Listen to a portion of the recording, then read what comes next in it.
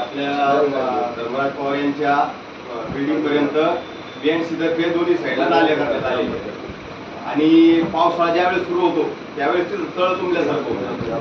मग आता त्या ऑलरेडी नाल्या आहेत, त्या नाल्या जरी उकरलं आणि ते जरी पाणी काढलं तर तिथल्या रहिवाशांना त्रास होणार नाही, त्याच्यासाठी काही केलं जाईल. कारण ऑलरेडी नाल्या तिथं आहे BNC ने बनवलेले.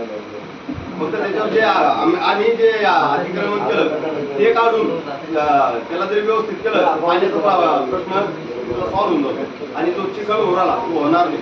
सरपंचाची परवानगी घेऊन मी सांगतो त्या दोन्ही साईडच्या नाल्या आहेत.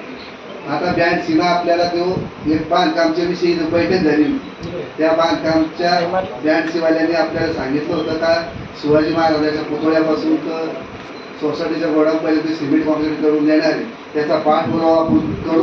जर ते समजा त्याला वेळ लागत असेल तर ते होत असेल